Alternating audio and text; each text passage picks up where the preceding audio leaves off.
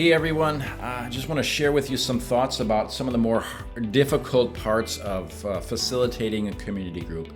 Today I want to talk to you about dealing with crisis in your community group. From time to time, your group will experience life events that will require you to refocus your attention on the issue at hand. The death of a loved one, someone struggling with depression or even suicidal thoughts. Somebody gets into a car accident, or maybe they receive the diagnosis of a terminal illness or cancer. Somebody probably will have surgery at some point along the way. Sometimes events in life will mandate that we stop whatever we are doing to love the people that God has placed under our care. And times like these reveal the true colors of a group's love and commitment to one another. God did not intend for us to carry these kinds of burdens alone, and in His goodness, He created us to live in interdependence on one another. Galatians chapter 6, verse 2 says, "Carry each other's burdens, and in this way you will fulfill the law of Christ." At times, we will offer love and support to our friends, and then there will also come a day when we will need to lean on them as well. Sometimes you will have to deal with an urgent crisis that arises spontaneously or unexpectedly.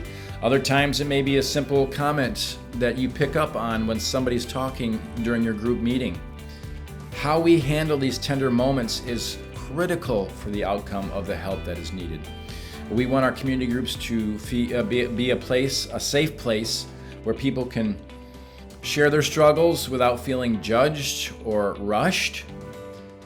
Oftentimes, something someone shares only reveals a glimpse of the really deep issue that runs on a deeper level. When someone says that they've had a bad week, there may be a time where you need to pause and dig a little bit deeper. What does that really mean? If someone lost a loved one, how close were they to that person, and how has it affected them in their grief? Romans chapter 12, verse 15 says, "Rejoice with those who rejoice and mourn with those who mourn." It's important to keep in mind that we are not counselors, and it is not our job to fix someone.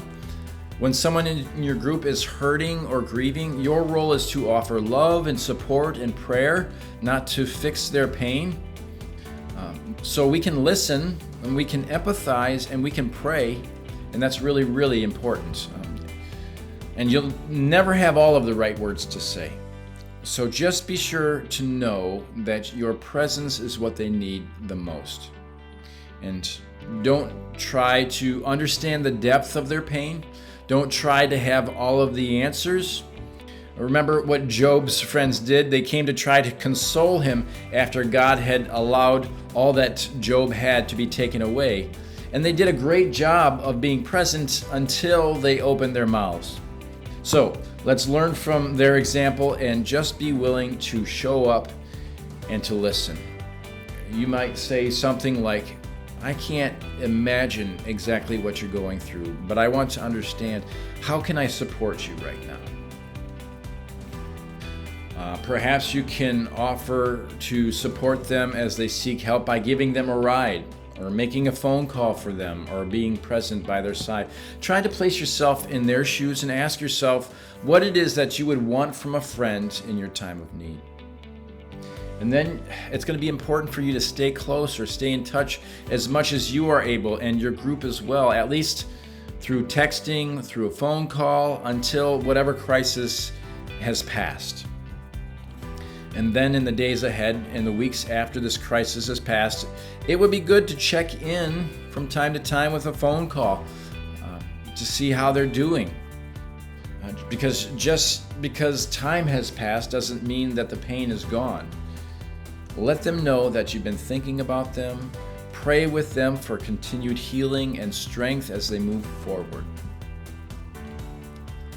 I'd like to take this opportunity to share with you a great resource that you may find helpful for dealing with these kinds of issues. This is the Emergency Response Handbook for Small Group Leaders. and it comes from Group Publishing in case you want to order one. Many of you may already have this. I have a few more copies if you want to come see me for one, or you can order it online.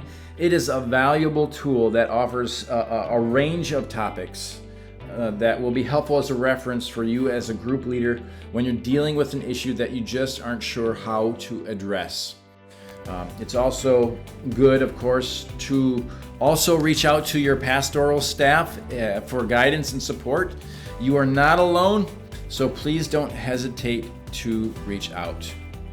So when grief or crisis enters our communities, we respond with love.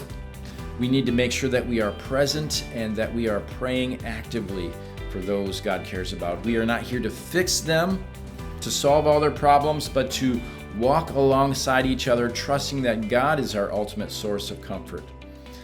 But He wants to use us as a tangible expression of His love as well.